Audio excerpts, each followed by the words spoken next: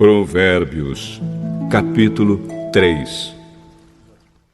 Senhor nosso Deus, nosso Pai, em nome de Jesus nós te agradecemos, Senhor, por mais esta oportunidade que o Senhor nos concede de podermos, Senhor, estar meditando na Tua Palavra. Pedimos a Ti, Senhor, a Tua graça, a Tua misericórdia, que o Senhor venha nos capacitar, nos abençoar, Senhor, abrir o nosso entendimento para que possamos entender aquilo que o Senhor tem para tratar conosco nesta noite. Abençoa cada um de nós que estamos aqui, Senhor, ministrando, e também os que estão ouvindo, Senhor, a Tua Palavra. Abençoa, Senhor, a cada um, aqueles também que depois estarão ouvindo o áudio, assistindo o vídeo, Senhor, que o Senhor possa continuar falando aos corações.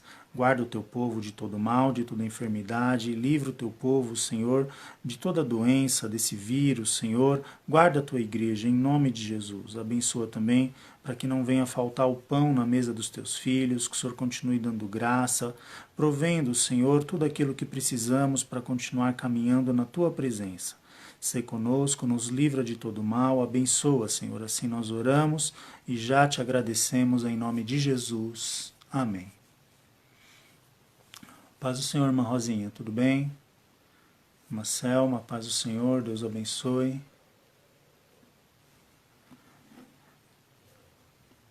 Bom, nós vamos meditar um pouquinho num assunto hoje. Eu não quero tomar muito tempo. Provérbios, capítulo 3, o versículo 5, 6 e o 7. E depois a gente vai voltar um pouquinho lá em 1 Samuel. Paz do Senhor, irmã Marlene, Deus abençoe. Provérbios, capítulo 3, versículos 5, 6 e o 7. Diz assim: Confia no Senhor de todo o teu coração e não te estribes no teu próprio entendimento. Reconhece-o em todos os teus caminhos e ele endireitará as tuas veredas. Não seja sábio a teus próprios olhos. Teme ao Senhor e aparta-te do mal. Amém? Então aqui, o texto que nós lemos fala sobre nós confiarmos no Senhor. Confiar no Senhor de todo o coração, não é? E não nos estribarmos no nosso próprio entendimento. O que isso quer dizer? Paz do Senhor, irmã Letéia, Deus abençoe. Nós confiarmos no Senhor de todo o nosso coração significa nós estarmos confiantes independente da situação. Uma coisa que eu sempre falo lá na igreja é que confiar em Deus quando tudo está bem não é difícil, não é? A gente costuma dizer que quando as coisas vão bem, até o ímpio dá glória a Deus, não é? O ímpio, graças a Deus, glória a Deus. Nós reconhecemos, paz do Senhor, Daniela, nós reconhecemos aqueles que confiam verdadeiramente no Senhor na adversidade, não é? Então a Bíblia aqui, a recomendação bíblica para nós é: confia no Senhor de todo o teu coração. O que significa de todo o teu coração? De todo o teu entendimento. Que você possa ter uma confiança em Deus a qual não haja dúvidas, não haja vacilos, não haja situações que você fique duvidoso quanto se Deus está te ouvindo, se Deus está com você, se Deus está vendo a situação que você está passando. Esse é o sentido bíblico aqui da confiança de todo o teu coração. E aqui tem uma recomendação, não te estribes no teu próprio entendimento, né? Muita gente confia em Deus até um certo ponto.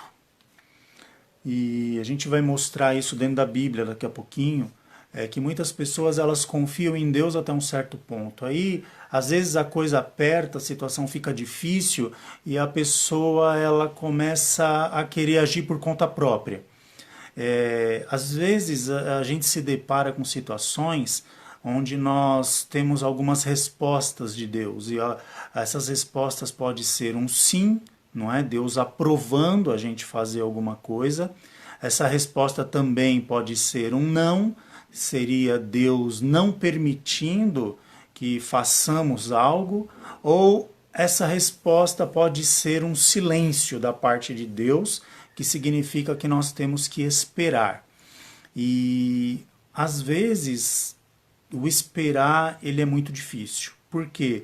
Porque você esperar uma resposta quando a situação ela tem uma certa urgência ou existe um certo aperto ali, uma certa dificuldade, que você começa a se ver acuado, começa a ficar duvidoso algumas coisas, essas situações elas são difíceis para a gente esperar.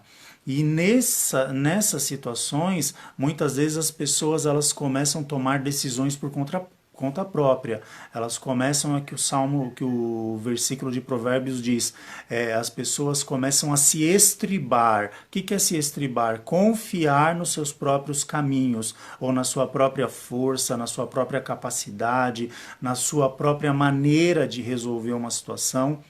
E nesse ímpeto, nesse ato, às vezes que chega até a ser um ato de desespero, as pessoas acabam colocando Deus de lado. E isso pode trazer um prejuízo muito grande para as nossas vidas, consequências muito grandes para as nossas vidas. Por quê? Porque aqui a Bíblia está dizendo, confia no Senhor de todo o teu coração.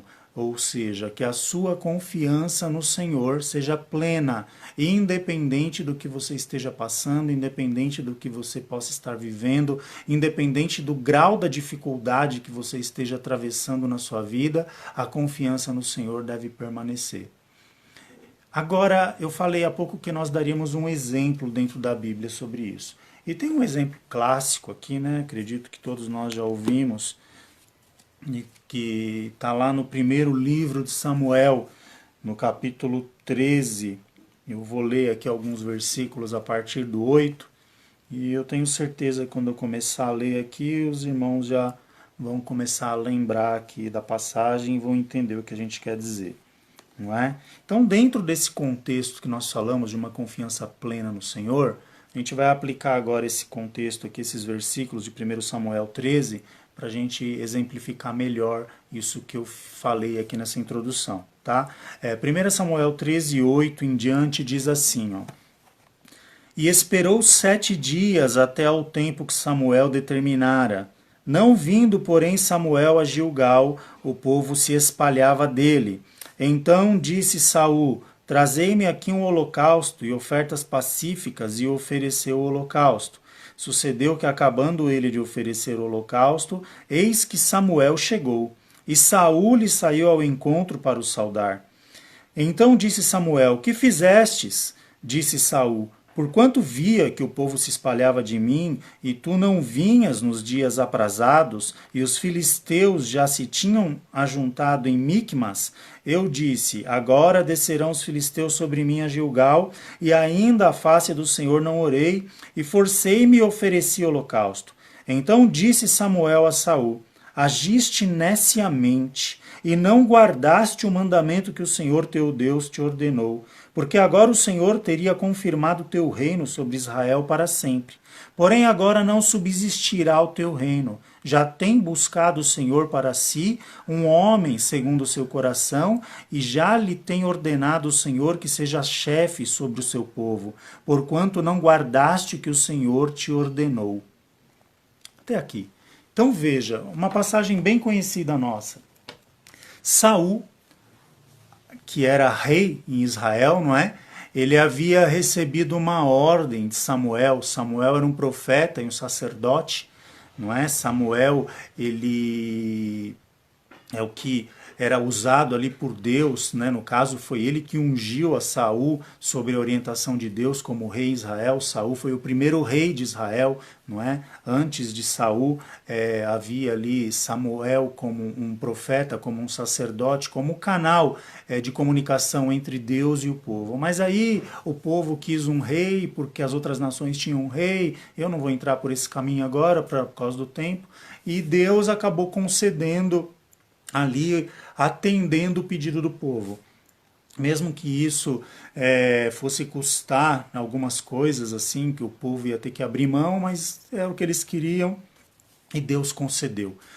Só que Saul, no capítulo 10 de 1 Samuel, versículo 8, ele recebe uma ordem expressa de Samuel, né? Ele fala: olha, Saul, nós vamos descer a Gilgal, vai ter uma guerra contra os filisteus, só que você vai me esperar lá em Gilgal por 7 dias, que eu vou ter que sair, e depois de 7 dias eu volto a Gilgal, nós vamos oferecer sacrifício ao Senhor, e depois vamos aparelhar o exército para sair à guerra contra os filisteus, porque o Senhor vai dar vitória. Essa era a ordem de Samuel para Saul. E o que acontece? Aqui no capítulo 13, os filisteus eles começam a vir de encontro ao exército de Israel, que estava ali aguardando, né, sobre as ordens de Saul, o retorno de Samuel, para que pudesse ser cumprida essa ordem que Samuel havia dado, que ali fosse oferecido sacrifício, para que depois eles saíssem à guerra. Só que, à medida que os filisteus vinham se aproximando, o exército de Israel começou a temer. Alguns começaram a sair das suas posições, a se esconderem na mata e em lugares com medo da vinda dos filisteus, não é? E Saul vai ficando preocupado com essa situação. Saul fica ali inquieto e Samuel não aparece. E Saul vai ficando cada vez mais agitado, e até que chega um momento que Saul abandona, deixa de lado a ordenança que Samuel havia dado, né, para que ele aguardasse os 7 dias, para que Samuel, que era o sacerdote, que no caso cabia a ele oferecer sacrifício ao Senhor, e não a Saul, que era rei, não é? Saul era rei, porém não era sacerdote. E o sacrifício era a função do sacerdote, conforme mandava a lei. E Saul ele se viu desesperado. Quando ele se viu nessa situação, o que ele faz?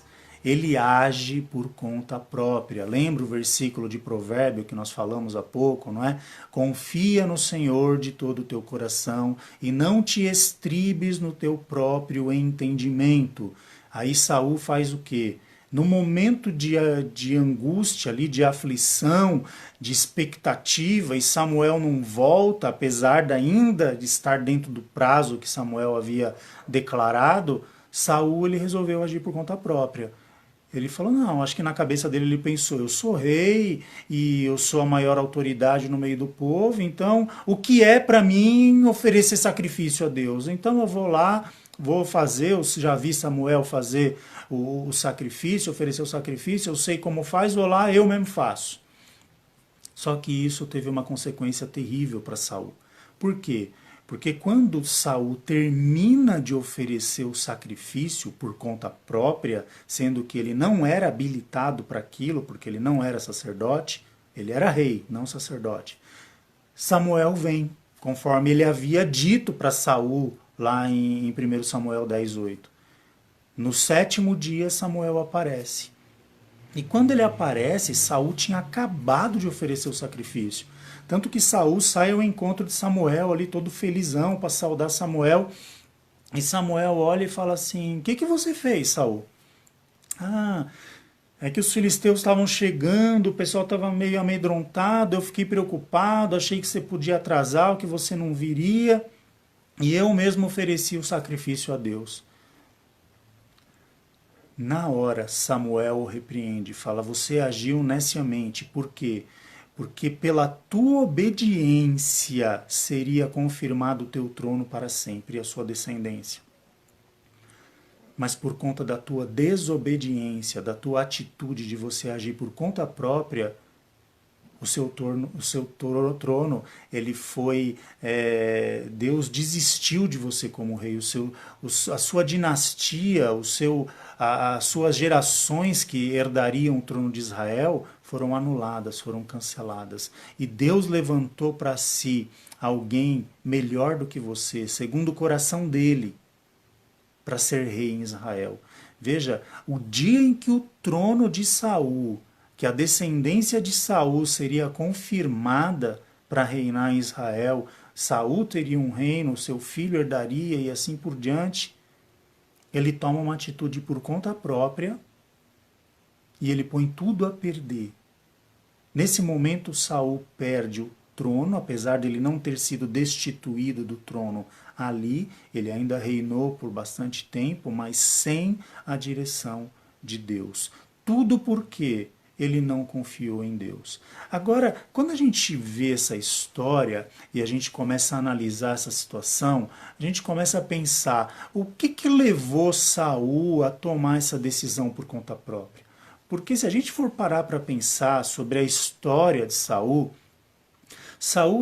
ele era da tribo de Benjamim, um dos menores ali, das menores famílias, e Deus o enxerga ali naquele meio, e Deus o levanta, e Deus o faz rei, e Deus o prospera. Quer dizer, veja, tudo o que aconteceu com Saul foi Deus quem fez. Saul ele não se inscreveu para ser rei, ele não fez nenhum curso, não teve nenhuma universidade, não teve nada que o especializasse para ser rei em Israel. Mesmo porque até então Israel nunca tinha tido um rei. Ele foi escolhido por Deus para reinar em Israel. Então, ou seja, tudo o que aconteceu na vida dele até então foi pela vontade de Deus. Todo o seu progresso, toda a sua elevação até o trono foi por conta de Deus, foi pela mão de Deus. Saul, ele ouve uma promessa do sacerdote que o ungiu como rei debaixo da orientação de Deus. Não foi qualquer um que prometeu para ele, olha Saul, você espera aqui, daqui 7 dias eu volto.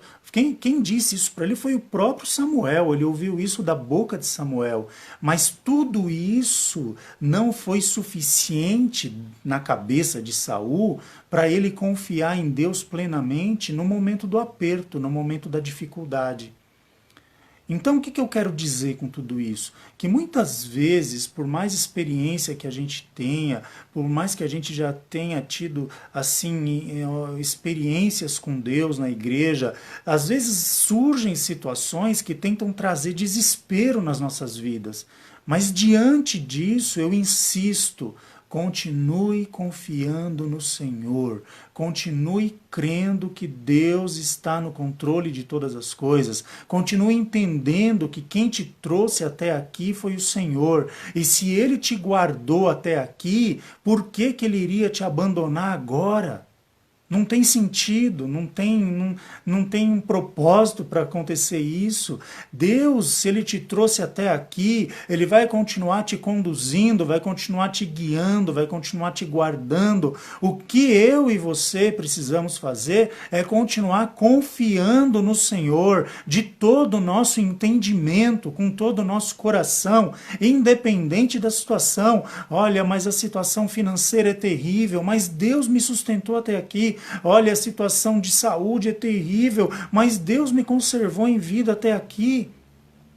Se eu cheguei até aqui foi porque Deus me trouxe até aqui. E por que Ele iria me abandonar? Ou por que Ele iria te abandonar agora? Então veja que os nossos medos, as nossas aflições, muitas vezes elas querem crescer dentro de nós. Os nossos medos, eles nos assombram, eles querem nos fazer encolher, querem nos fazer recuar, querem nos fazer achar que Deus já não está mais conosco, quanto isso não é verdade.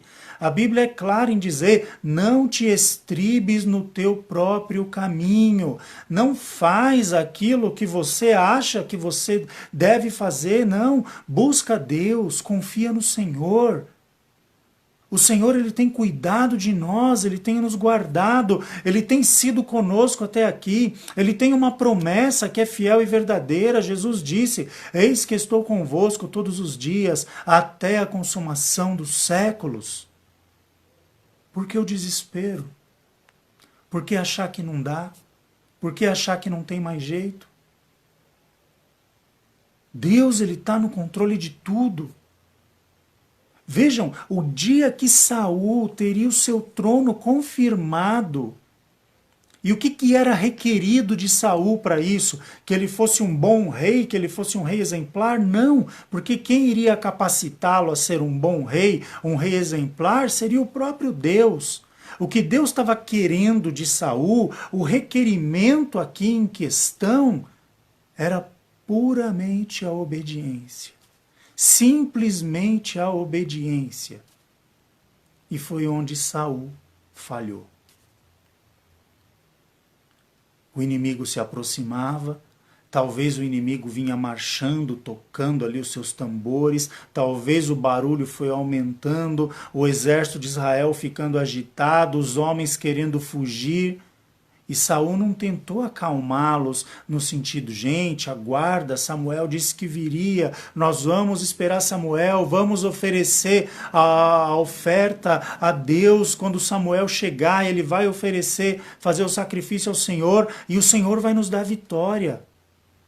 A decisão de Saul não foi essa, porque se ele entrasse por esse caminho, eu tenho certeza que o Espírito de Deus trabalharia naquela situação para trazer paz para o meio daqueles soldados, para que eles conseguissem aguardar a vinda de Samuel. Mas a atitude de Saul foi outra. Ele quis agir por conta própria, ele quis ali porque ele tinha autoridade de ser rei, mas jamais ele poderia oferecer sacrifício, como eu falei, ele não era sacerdote. Ele quis tomar a frente e fazer do jeito dele. E foi a derrocada de Saul. Foi a queda do reino de Saul. Ah, mas Saul, ele reinou ainda por um tempo, sim, mas sem a direção de Deus. Se a gente virar uma página da Bíblia aqui para frente, diz que Saul daqui para frente, ele era atormentado por um espírito maligno. Porque Deus se retirou da vida de Saul. Vejam que as nossas decisões fora da direção de Deus implicam consequências sérias. Ah, mas a gente está vivendo um tempo difícil, nós estamos vivendo um tempo onde muitas vezes falta comida na mesa, falta saúde, tem gente morrendo, eu sei. Mas em tudo isso nós precisamos confiar no Senhor. Crer que Deus está no controle de tudo, que o Senhor é aquele que nos abre porta, o Senhor é aquele que dirige os nossos passos. E quando nós confiamos no Senhor, Ele se encarrega, Ele toma frente, Ele nos ajuda, Ele entra com a provisão, Ele dá saúde, Ele cura, Ele faz milagres, porque os milagres cabem a Ele fazer, não a mim nem a você. A nós cabe confiar, a nós cabe crer, a nós cabe esperar no Senhor. Salmo 40 diz, esperei com paciência no Senhor. E Ele ouviu. E tirou o salmista de um charco de lodo. E fez uma grande obra. O Senhor, Ele é socorro, bem presente no momento da angústia. O que a gente precisa fazer é não perder isso de vista. Porque no momento de aflição, no momento de luta, de desespero ou de dor, é que verdadeiramente nós mostramos se confiamos ou não em Deus.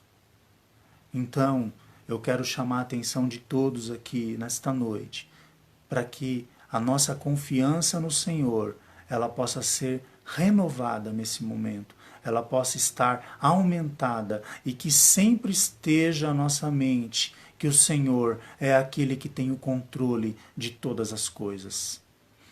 Aí alguém pergunta, mas e o fulano que agora com esse negócio de Covid ele morreu?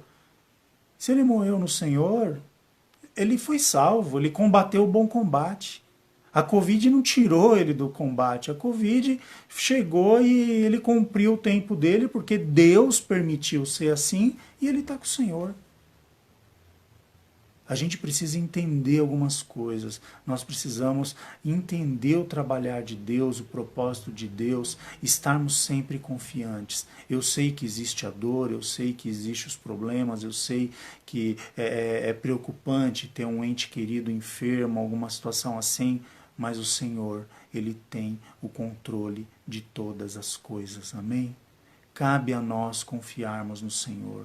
Cabe a nós sabermos que Deus está no controle de tudo, que o Senhor é aquele que tem o controle das nossas vidas. O Senhor, Ele tem dito, eis que tenho os vossos nomes gravados na palma da minha mão. Quer dizer, um outro versículo diz, ainda que uma mãe que amamenta, porventura, se ela se esquecer do seu filho, que é uma coisa quase impossível, não é? uma mãe que amamenta se esquecer do próprio filho. Mas Deus diz, ainda que ela venha se esquecer, todavia o Senhor, Ele não se esquecerá de nós. Nós temos firmes promessas da parte de Deus. Vamos crer, vamos estar com a nossa confiança posta no Senhor e sabermos que Ele tem cuidado de nós. Amém? Fica essa breve palavra, essa breve meditação aqui para todos nós, para que a nossa confiança no Senhor seja renovada, para que possamos, em meio a esse momento difícil que nós estamos vivendo, continuar crendo, continuar sabendo que Deus, Ele tem o controle de tudo. Deus, Ele está no comando, no controle de todas as coisas. E cabe a nós entendermos que quando Deus disser basta, uma única palavra do Senhor muda tudo. Amém? Vamos orar a Deus? Senhor, nosso Deus, nosso Pai, em nome de Jesus, eu te agradeço, Senhor, por esta oportunidade, ó Deus, onde nós estamos aqui, Senhor, mesmo no momento de dificuldade, no momento de sofrimento, no momento de provação, Senhor, para toda a humanidade, ó Deus, nós confiamos em Ti. Sabemos que o Senhor continua sendo Deus, que o Senhor continua tendo o controle absoluto de todas as coisas, que tudo existe pelo poder da Tua palavra, Senhor, que o Senhor é aquele que governa os céus, a terra, o mar, que nada pode escapar, Senhor, da Tua presença. E sabemos, Senhor, que o Senhor é aquele que controla todo o universo. Por isso nós confiamos em Ti, porque Tu és Deus, Senhor. Sabemos, ó Deus, que o Senhor tem cuidado de nós, que o Senhor tem nos dado saúde, nos dado graça, tem nos preservado com vida, Senhor, em meio a essa situação de caos onde a humanidade atravessa esse momento, Senhor.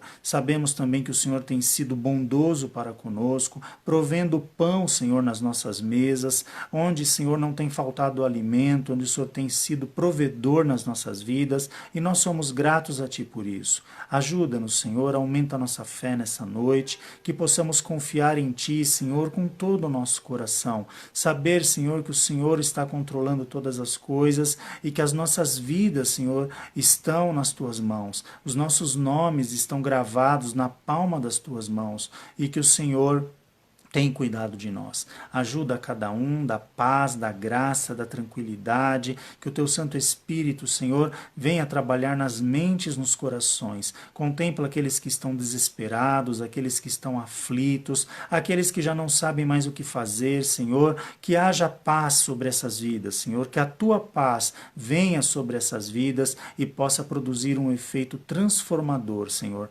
Ajuda para a glória do Teu nome, abençoa o Teu povo nesta noite, continua dando saúde, dando graça e dando paz. Assim nós oramos, Senhor, e já Te agradecemos, no nome santo de Jesus. Amém. Deus abençoe, meus irmãos, confiem no Senhor, orem a Deus no momento de aflição, no momento de angústia. Eu sei que às vezes bate aquele desespero, bate aquela incerteza, mas aí clame ao Senhor, peça para que Deus ele venha trabalhar no coração, tirar esse sentimento, porque é importante nesse período também as pessoas cuidarem da sua saúde mental, não é? É um problema que tem acontecido com muita gente, as pessoas têm estado angustiadas, desesperadas, mas nós temos um Deus que Ele tem cuidado de nós por completo. Tanto na nossa saúde mental, na nossa saúde física, na nossa saúde espiritual, vamos continuar buscando ao Senhor. Amém? Deus abençoe a todos, uma ótima noite a todos, na paz do Senhor Jesus.